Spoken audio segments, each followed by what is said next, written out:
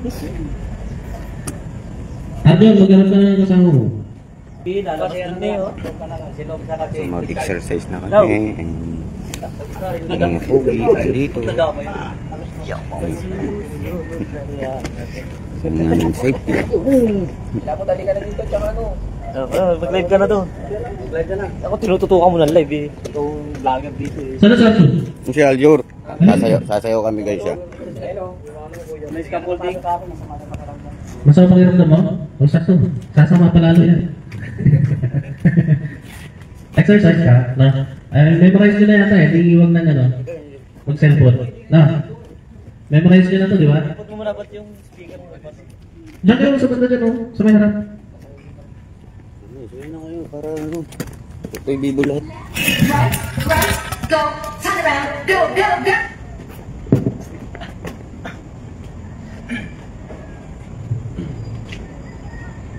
Left, left, right, right, go, turn around, go, go, go.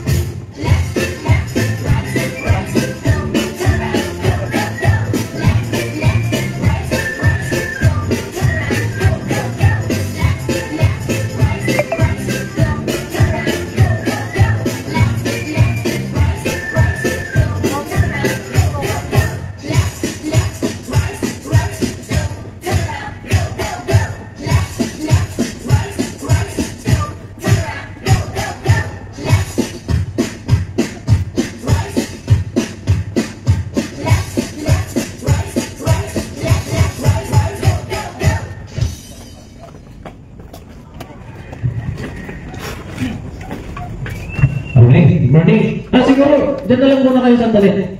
Para makapag-picture lang si, kailangan namin for documentation. Hindi naman mainit. Tsaka sandali lang naman to. Okay. So, for today's topic 12 is about sa frostbite. No? Alam niyo ba ang frostbite? Frostbite. Sino nakakaalam? Bite lang, sir. Bite lang? Okay. Well, frostbite po is, may injury dito, ha? Pero ito madalas nangyayari sa mga subtropical country, no? Pero dito sa atin, meron pa rin. No? Ito yung nakukuha natin kapag sobrang lamig.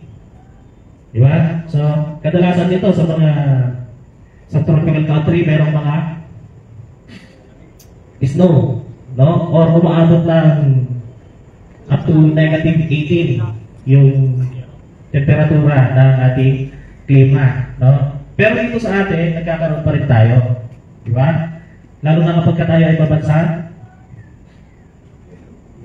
Yellow? Aircon. Nagchichis yan. Basta yung pupunta sa Aircon. aircon? Ano no, aircon? Hindi. Hindi naman nakaka-frostbite yan, no?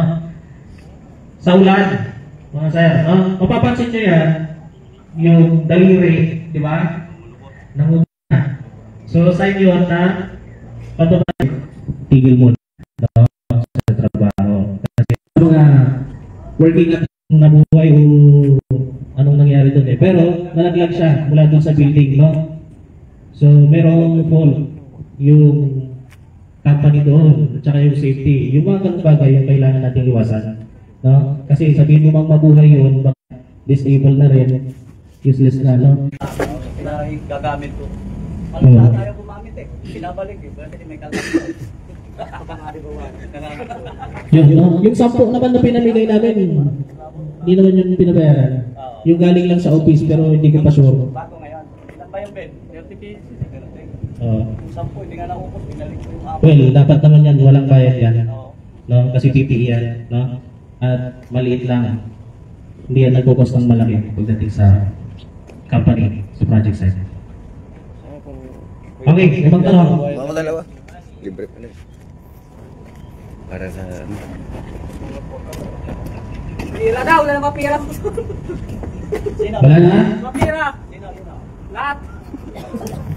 Lunes na lunes, walang pera. Ben, wala. Meron niya no, kakakaod lang. Okay, sige. Kung wala na, slogan na tayo. Pasok kayo, wala na ha. Yung dispenser ninyo doon ha, huwag niyong pabayaan na nandun at nauulanan. Yung isa nung nakaraan, kinuha ko kasi walang laban. Lagyan mo ng tubig. Di may tubig yung kagapon, lagyan. Oh, ilang araw ko na kasing napapansin yun noon na walang laman at nandun lang. Kinakalawang na yung condenser. Kawawa naman. O kung kaya mo gawa ng box, lagyan din nyo ng box kahit dun sa may likod lang para hindi napapasukan ng tubig kapag malakas ang ulan. No?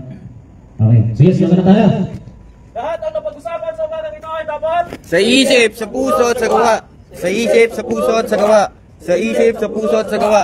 safety! First! Safety! First! Safety! First! Lahat ng...